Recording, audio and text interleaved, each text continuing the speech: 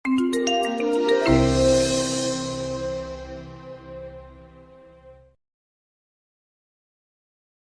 kasih. Assalamualaikum warahmatullahi wabarakatuh.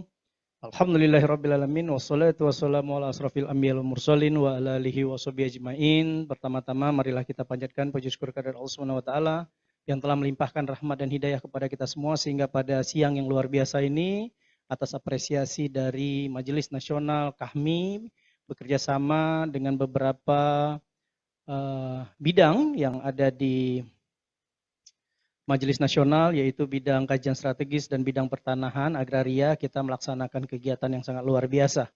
Yang sangat penting adalah bagaimana kontribusi serta pemikiran Majelis Nasional kami terhadap permasalahan pertanahan ya agraria yang sangat complicated sekali kita hadapi dalam perjalanan 76 tahun kemerdekaan Indonesia. Yang saya banggakan dan saya muliakan Pak Sekjen kita yang sudah hadir juga, Kanda Manimbang yang selalu bersama kita. Kemudian juga ada juga moderator kita yang sangat luar biasa ya, Bung Lukman yang sangat memberikan improvisasi dan semangat buat teman-teman dalam diskusi Rabuan ini. Kemudian kanda-kanda yang lain mohon maaf ya, senior-senior lain saya tidak sebutkan satu persatu. Satu kehormatan bagi saya bisa hadir langsung meskipun selalu digital, virtual. Saya baru saja mendarat dari Aceh, Sumatera Utara, nanti malam melanjutkan ke Kendari. Jadi nggak usah khawatir, sudah PCR, Kanda, aman-aman.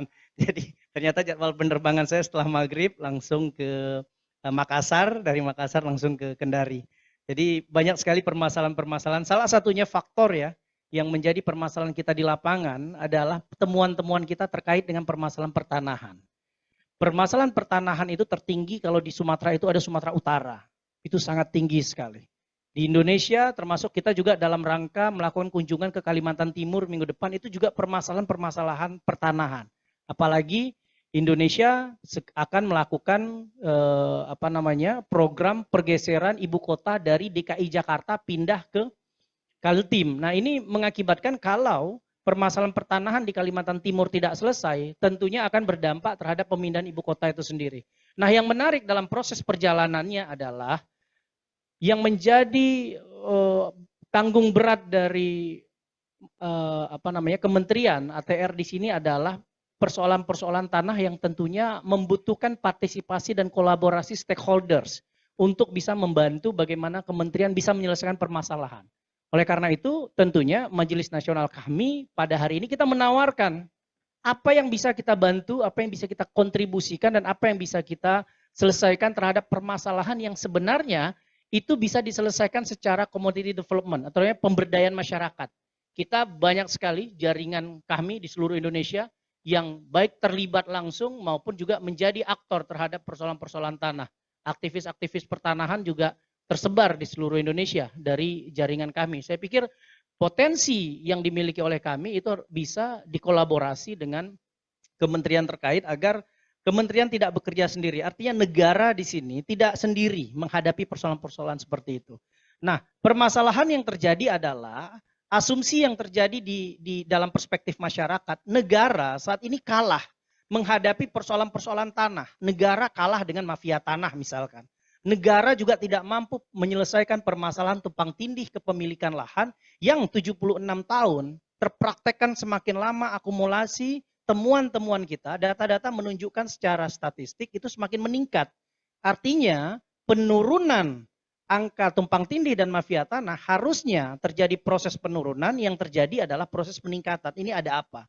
Apakah negara tidak siap menghadapi persoalan yang begitu complicated seperti ini atau ada persoalan lain? Yang kami lihat di sini adalah sebenarnya partisipasi publik yang harus ditingkatkan ya, termasuk semua stakeholder dalam rangka melakukan upaya penurunan angka tingginya mafia-mafia tanah. Dan mohon maaf, saya sepakat dengan Pak Menteri, kita sudah laporkan banyak sekali pelaku-pelaku mafia tanah adalah salah satunya adalah oknum dari pejabat yang ada di di Badan Pertanahan itu sendiri, terlibat oknum-oknum itu. Dan kita apresiasi terhadap Pak Menteri ketika Pak Menteri membentuk satu divisi khusus terkait dengan mafia tanah. Dan lebih apresiasi lagi adalah penegakan hukum di internal Kementerian Pertanahan itu benar-benar dilaksanakan. Nah, ini menunjukkan satu dukungan kita kepada Pak Menteri agar benar-benar tindakan ini tidak hanya serta-merta dilakukan sesuai dengan keinginan menteri saja. Mohon maaf, besok ganti menteri, ganti lagi kebijakan. Kita mau apa yang sudah dilakukan oleh Pak Sofyan Djalil itu benar-benar diterapkan sampai permasalahan ini selesai. Ya. Kemudian terkait dengan temuan kita ya, saya juga sedang menangani kasus di beberapa provinsi. Salah satu yang sangat dekat di kita ini kan PT Sentul City. Ada satu pesantren, ada masyarakat digusur karena dianggap itu adalah pertanahan yang sudah diklaim oleh PT Sentul City untuk menjadi hak mereka. Sementara masyarakat juga punya data. Jadi ini ada apa ini? Permasalahan-permasalahan seperti ini, masing-masing punya data, masing-masing punya sertifikat. Nah sekarang siapa yang bermain? Nah ternyata kita juga mensinyalir oknum-oknum polisian, ya, oknum-oknum keamanan di sana, oknum-oknum perangkat desa di sana juga menjadi bagian dari proses mafia pertanahan. Oleh karena itu saya pikir mafia pertanahan ini bukan oknum yang berada di dalam satu kementerian atau satu kelembagaan, tapi sudah tersebar di semua stakeholders. Jadi saya pikir ini menjadi sebuah persoalan yang sangat rumit kalau misalkan persoalan ini dibiarkan. Jadi sudah sifatnya cancer, ya sudah sangat berbahaya stadium 4 ini. Nah Indonesia hari ini mohon maaf saya katakan kita sedang berada dalam krisis permasalahan tanah. Ya, siapapun menterinya, kalau Pak Sofyan Djalil benar-benar tidak meninggalkan sebuah program yang sudah dilaksanakan saat ini tidak dilanjutkan, saya khawatir nanti kembali lagi persoalan mafia pertanahan dan tumpang tindih kepemilikan akan meningkat di tahun 2029 sampai dengan menuju 2045. Jadi persoalan yang harusnya selesai di tahun 2029 ya, ini tidak selesai. Artinya 5 tahun lagi target kita sudah selesai, termasuk sertifikasi di seluruh Indonesia sudah selesai. Ternyata semakin meningkat. Jadi saya pikir inilah dukungan yang mau diberikan oleh teman-teman di kami agar persoalan ini segera selesai. Dan yang lebih menarik adalah temuan kita, ada beberapa kepemilikan tanah, ya, mantan-mantan pejabat di Republik ini, salah satunya adalah Dito Patijalal ya, dan juga Menteri Luar Negeri, mantan Menteri Luar Negeri, kemudian juga mantan Jaksa Agung era Presiden Baharudin Lopa, itu juga mereka dua orang yang memiliki kontribusi besar terhadap Republik ini. Ketika mereka sudah tidak memiliki jabatan strategis di pemerintahan, tanah mereka bermasalah.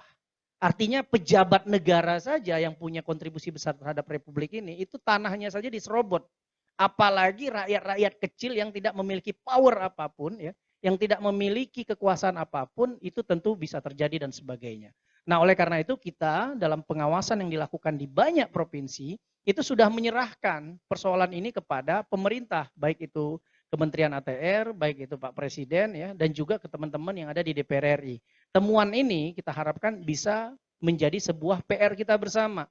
Nah yang menarik di sini adalah konflik itu terkait dengan tanah adat, ulayat, konflik tanah terkait dengan tapal batas, terkait dengan konflik tanah antara masyarakat dengan badan hukum, kemudian konflik tanah terkait dengan tata ruang. Dan yang menarik adalah persoalan tanah ini akan muncul ketika ada kepentingan ekonomi politik di sana. Jadi ada persoalan-persoalan yang dilihat ketika tanah itu memiliki potensi ekonomi politik. Maksudnya apa? Ada persoalan tambang di sana. Awalnya tanah itu tidak diklaim, ya. Kemudian masyarakat menanam di sana. Tiba-tiba ada temuan, ada potensi tambang di bawah itu. Akhirnya perusahaan mencoba melakukan upaya-upaya supaya tanah itu dikelola oleh perusahaan. Dan apalagi mohon maaf kita di dalam sistem demokrasi liberal hari ini menerapkan oligarki yang sangat kuat. Oligarki ekonomi, oligarki hukum, dan oligarki politik. Kekuasaan itu mampu mengalahkan segalanya. Bahkan negara pun kalah dengan kekuasaan oligarki itu sendiri. Apa yang terjadi? Tidak salah ketika mereka mensponsori proses pilkada dan politik di masa lalu. Artinya di masa saat ini mereka mengambil investasi yang mereka tanamkan melalui modal politik di masa lalu dengan cara mengambil alih kekuasaan, ya, yang seharusnya dimiliki oleh negara, direpresentasikan oleh pemerintah, dan pemerintah mengeluarkan selembar surat, ya, yang merupakan kepentingan pribadi untuk memperkaya kelompok tadi oleh oknum-oknum di pemerintahan kita. Akhirnya surat selembar itulah yang akhirnya menggeser kepemilikan publik, kepemilikan masyarakat bergeser kepada kepemilikan perusahaan. Jadi hal-hal seperti itu. Jadi ya tidak ada makan siang gratis di dalam politik Republik hari ini kalau sistemnya sangat demokrasi liberal yang sangat luar biasa. Inilah yang kita pertanyakan, di mana Pancasila hadir ketika tanah-tanah itu diserobot?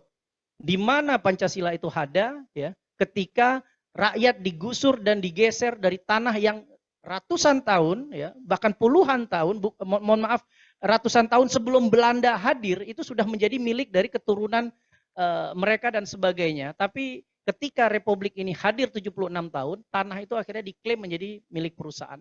Nah, konspirasi antara oknum yang disebut dengan mafia tanah dengan perusahaan-perusahaan inilah yang sebenarnya menggeser, menghilangkan kedaulatan dan menghilangkan peran negara yang ada di sana. Oleh karena itu, saya melihat ya, persoalan ini harus segera tuntas. Kembali lagi ya, kalau kita lihat data, persoalan kedaulatan kita, tanah menjadi bagian dari kedaulatan. Tapi yang terjadi adalah ya, kepemilikan tanah di seluruh Indonesia ini, kita berani buka-bukaan bahwa perusahaan-perusahaan asing, perusahaan-perusahaan asing dan juga perusahaan-perusahaan lokal itu sudah menguasai semua pertanahan. Jadi konstitusi kita mengatakan bahwa bumi, air dan kekayaan alam yang terkandung di dalamnya dikuasai oleh negara, tapi negara secara tidak langsung kalah dengan mereka-mereka yang memiliki capital yang sangat besar untuk menguasai aset-aset itu. Ya, jadi kita katakan bahwa bumi kita sudah dibeli, air kita sudah dibeli, dan kekayaan alam kita juga sudah dimiliki oleh orang lain. Oke, oleh karena itu tentunya kita ya sebagai kader HMI ya, alumni HMI harus memperjuangkan bahwa itu harus dikembalikan kepada negara. Semua persoalan-persoalan tanah dan tanah itu harus dikembalikan kepada negara. Nah, ini yang disebut dengan reforma agraria. Bagaimana negara berani ambil semua izin-izin perusahaan yang sudah tidak dimanfaatkan, yang sudah tidak teroptimalkan, yang sudah tidak digarap, itu diambil kembali oleh negara. Nah, ini harus dilakukan dan negara harus berani. Seberani ketika ya para oknum-oknum itu memanfaatkan aparat-aparat untuk membuldozer semua rakyat-rakyat itu yang ada di tanah-tanah yang tergusur. Kenapa rakyat berhadapan dengan rakyat berani, tapi berhadapan dengan mereka-mereka itu tidak berani. Saya pikir ini harus kita tunjukkan ya, dan saya yakin dengan pemerintahan Pak Jokowi harus berani melakukan itu. Pertanahan-pertanahan hari ini sekarang sudah tergadaikan. Oleh karena itu saya pikir negara harus berani mengambil alih kembali semua izin-izin, semua pertanahan yang sudah dikuasai dan tidak dimanfaatkan. Nah, jahatnya di masa lalu ya, saya klaim tanah 10.000 hektar, yang saya garap 5.000 hektar. 5.000 hektarnya lagi saya agunkan ke bank, itu jahat sekali. Gitu. Jadi mereka sebenarnya mengelola tanah tanpa mengeluarkan biaya, hanya dengan menggunakan kekuasaan politik mengurus, mengeluarkan dan menghasilkan sebuah lembar surat yang dikeluarkan oleh izin oleh pemerintah, dan izin itulah yang dipergunakan untuk untuk kepentingan ekonomi mereka dan sebagainya. Saya pikir hal-hal praktek-praktek seperti ini harus diakhiri gitu ya. Jangan dibiarkan. Dan persoalan ini juga saya pikir negara sudah hadir, baik dengan Undang-Undang Nomor 11 Tahun 2020 ya, dengan adanya Cipta Kerja, klaster pertanahan, di mana kata kuncinya di situ kemakmuran rakyat adalah tujuan dari hak negara menguasai bumi, air, kekayaan alam yang ada di Indonesia. Oleh karena itu saya pikir kunci ya, terhadap Undang-Undang Cipta Kerja ini itu harus dipraktekkan.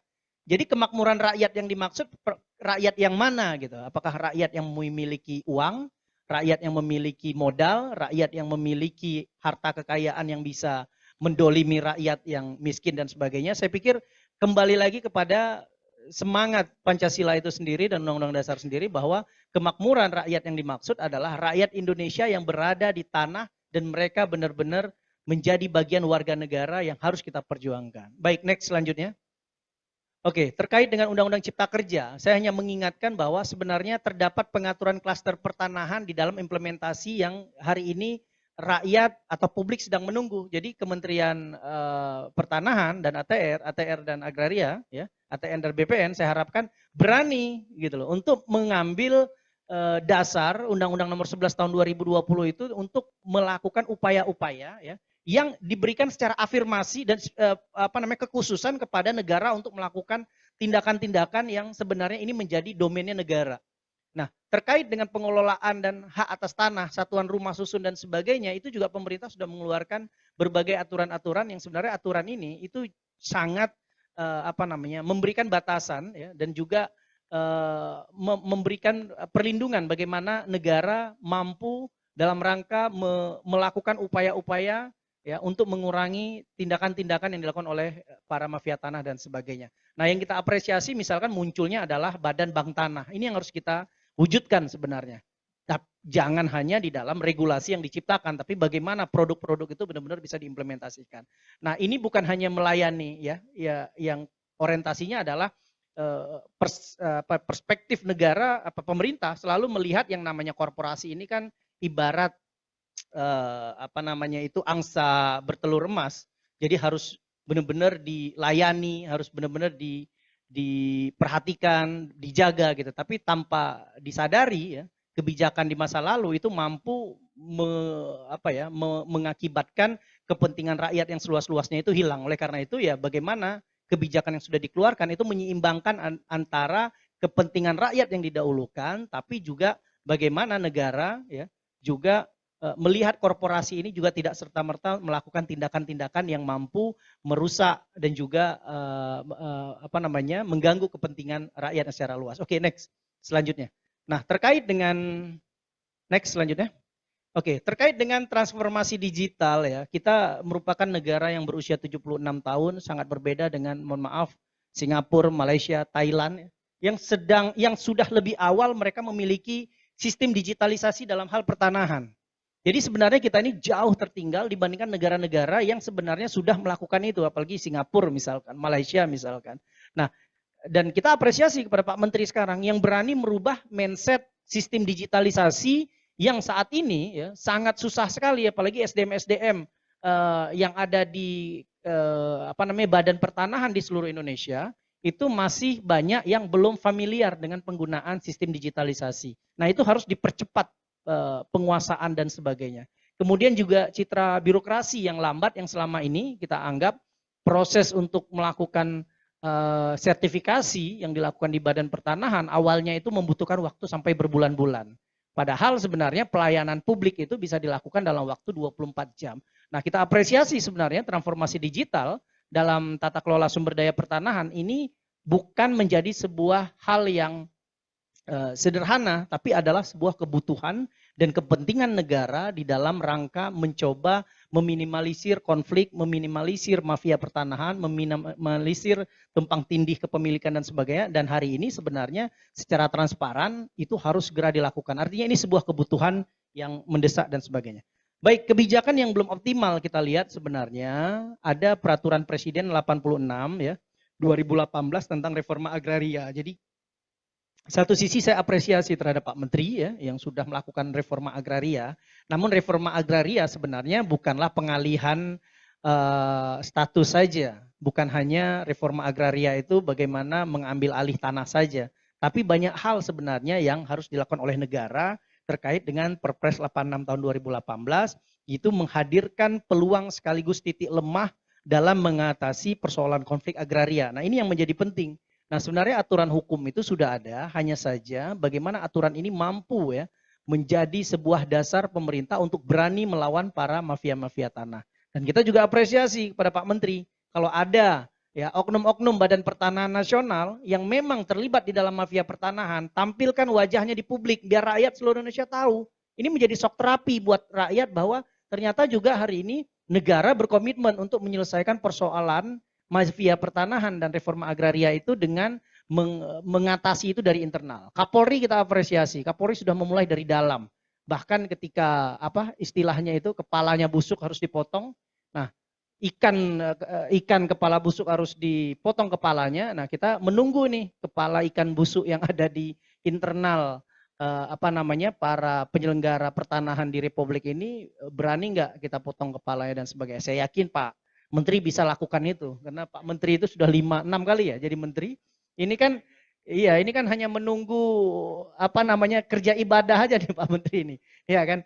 Hanya mengumpulkan amal ibadah di surga. Saya pikir gitu. Jadi Pak Menteri nggak usah pikir dunia Pak Menteri. Pikirkan akhirat saja biar kita berada di belakang Pak Menteri untuk benar-benar Pak Menteri melawan para mafia tanah ini. Dan kita akan jadikan Pak Menteri sebagai pahlawan pertanahan di era milenial.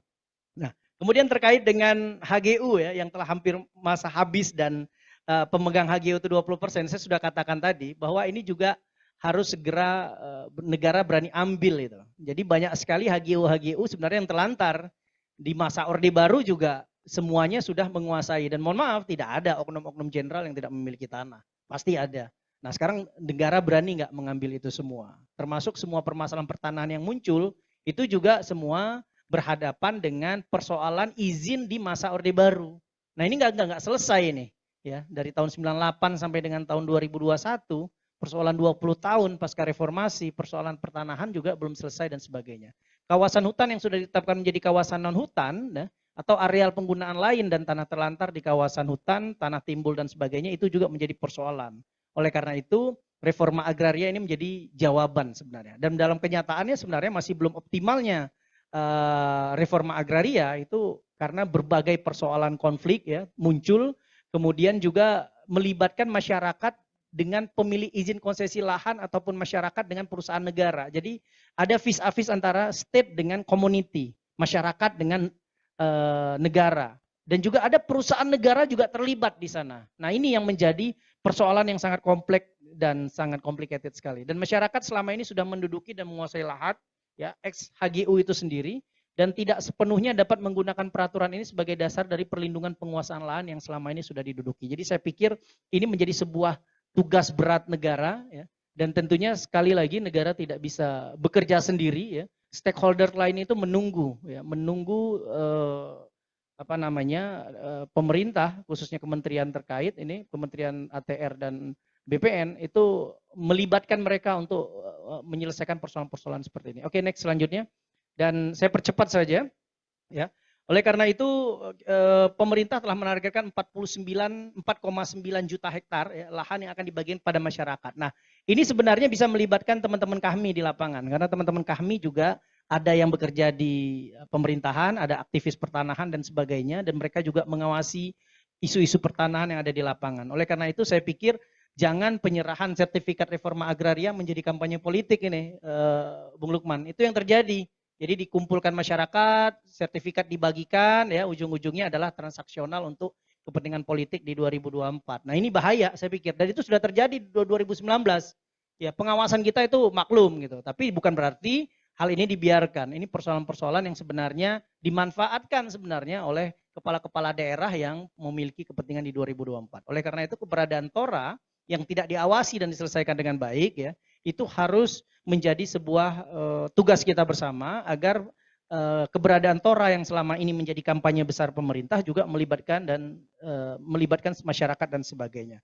Baik, saya pikir sebagai pengantar dari saya itu saja. Permasalahan kesimpulannya intinya adalah ingin saya sampaikan adalah transformasi digital itu menjadi sebuah kebutuhan kita ya di dalam proses bagaimana transparansi dan juga menghilangkan ya, melawan mafia tanah yang saya pikir sudah sangat meresahkan. Dan komitmen pemerintah dan aparatur birokrasi menjadi salah satu kunci dan kita apresiasi kembali kepada Pak Menteri agar benar-benar pengelolaan tata kelola pertanahan ini benar-benar selesai di dalam waktu yang segera. Jadi kita banyak sekali persoalan bangsa lainnya, tapi kalau persoalan tanah saja tidak selesai, saya pikir kita berada di dalam ancaman integritas sebuah negara besar yang hari ini perlu kita selamatkan. Demikian, terima kasih. Wabillahi taufiq wal hidayah.